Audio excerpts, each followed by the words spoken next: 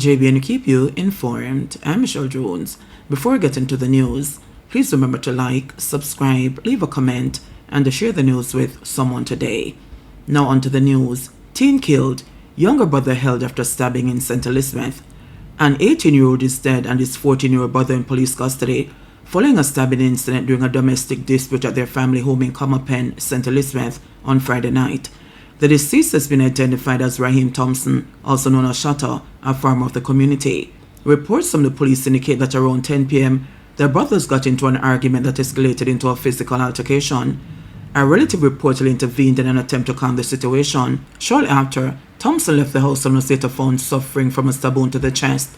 He was rushed to the Mandeville Regional Hospital, where he was pronounced dead on arrival. The 14-year-old sibling has since been taken into police custody as investigations continue into the tragic incident. 2 killed in 3-vehicle crash on Winston Jones Highway. 2 people, a man and a woman, lost their lives in a 3-vehicle collision on the Winston Jones Highway near the Russell Place intersection in Manchester on Friday night. The deceased have been identified as Everett Dixon, of Content in Manchester, and Ademir Smith, 35, of Art East District, also in Manchester. According to reports, around 10 p.m., a Toyota Wish taxi and a Nissan Tiida were heading uphill towards Mandeville, while a Mitsubishi motor truck, reportedly an unmarked police vehicle, was driving in the opposite direction. It is alleged that the taxi driver swerved to avoid a stationary trailer loaded with sand, but in doing so, veered into the path of the Mitsubishi truck, resulting in a violent collision. The truck then struck the Nissan Tiida. The driver and a passenger inside the Tiida were trapped in the wreckage, prompting firefighters to be called to the scene. Both victims were found unresponsive when finally extricated. They were rushed to the hospital in 2 police pickups, where they were pronounced dead. The condition of the other motorists involved in the crash remains unclear as investigations continue. Security guard found chopped to death at home in Westmoreland. Shock and grief have gripped the Moreland Hill community in Westmoreland after 65-year-old security guard Wayne Robinson was found chopped to death at his home on Old Road early Friday morning. Reports that Robinson's body was discovered with severe chop wounds to the head and neck. Residents and relatives described him as a strict but fair individual, noting that while he was firm in his ways, he did not deserve to die in such a brutal manner. Robinson was employed as a night shift security guard at the Landalo School for Special Education and was expected to report for duty on Friday evening. His murder comes less than a week after tragedy struck the same school community when one of his students was fatally hit by a vehicle along the non-peril main road. Police have since launched a full investigation into the circumstances surrounding Robinson's killing. Postmortem confirms that Judge Ruth Lawrence died from poisoning. A postmortem examination has confirmed that Trelawney Parish Court Judge Ruth Lawrence died from poisoning. According to sources, the pathologist determined that the 59-year-old Jew's death resulted from the ingestion of a toxic chemical. Notably, there were no signs of physical violence on her body. The postmortem was conducted on October 2, one day after Judge Lawrence reportedly consumed the substance at her home in Coral Springs Village. She was reportedly discovered in distress in the bathroom by her spouse, who rushed her to the Falmouth Hospital. She was pronounced dead shortly after arrival. Both the Major Investigations Division MID and the Criminal Investigations Branch CIB have launched a probe into the circumstances surrounding her death. Westmoreland man Ravine Jones missing since Thursday.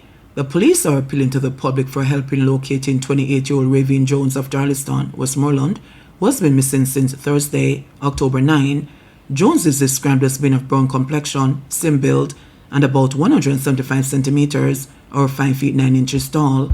According to reports from the Darlington police, Jones was last seen in the community around 8 a.m. wearing a pink and white polo shirt, blue jeans, and blue sneakers. He has not been seen or heard from since. Anyone with information on his whereabouts is asked to contact the Darlington police at 876-955-0088, police 119 emergency number, or the nearest police station. St. Catherine man accused of sexual assault claims to be hearing voices. A 32-year-old man from St. Catherine, accused of sexually assaulting a 7-year-old girl, has been remanded in custody after the court heard that he is suffering from a mental breakdown and claims to be hearing voices. The accused appeared before Senior Parish Court Judge Janelle Nielsen-Gale on Friday to face charges of forcible abduction, rape, and sexual touching. During the proceedings, the court is informed of the man's mental state. Judge Nielsen-Gale rejected a suggestion for bail and postponed the matter until November 18 to allow for further evaluation. According to police reports, the incident occurred on September 25 when the child was on her way home from school. She was allegedly abducted and sexually assaulted by the accused. He reportedly attempted to flee the scene in a vehicle, but community members intervened, apprehended him, and handed him over to the police. The matter was reported to the Center for the Investigation of Sexual Offences and Child Abuse (SOCA), which launched an investigation that led to the man being formally charged. Men killed in police operations linked to Commodore mass shooting identified. Police have released the identities of 2 men who were fatally shot in separate alleged armed confrontations during operations in St. Catherine on Thursday. The deceased are 37-year-old Marlon Uter, otherwise called Benji, of Main Street, Yorton, and the 35-year-old mechanic Lauren Brown, also known as 10, of Jupen, Bogwalk, both in St. Catherine. According to police reports, about 5:38 a.m., a team of officers conducting an operation in Knowles in search of wanted men came under gunfire from Uter. The police reportedly took evasive action and returned fire, injuring him. An M16 rifle with a magazine containing 7 5.56 caliber rounds was allegedly seized at the scene. Uter was transported to the Linstead Hospital, where he died from his injuries. Later that morning, during a second operation in Grange Lane, Portmore, police intercepted a vehicle. The occupants reportedly opened fire on the officers, who returned fire, injuring Brown. A Browning 9mm pistol with a magazine containing 3 rounds was recovered from him. Brown was taken to the Spanish Town Hospital, where he was pronounced dead.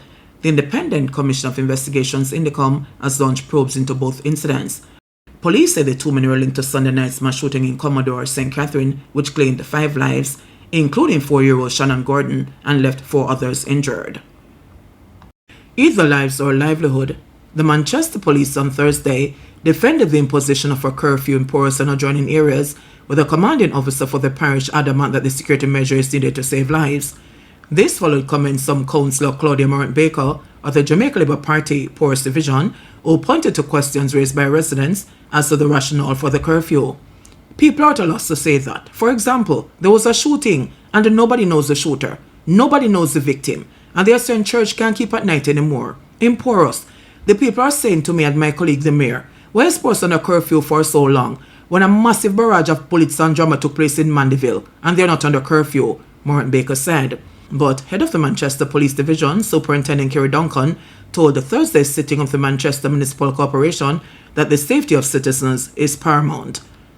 In 2024, right, we saw on August 20th shooting incident of a man named Javon Powell in Porous. On Saturday, September 28th, we saw the murder of Owen Brown in Porous. On Sunday, October 5th, we saw the murder of Christopher Manning in Porous. On Monday, November 11th, 2024, we saw the murder, well, it was a double murder at that time, a murder on Clarkstone Road, of a man named Stephen Smyther.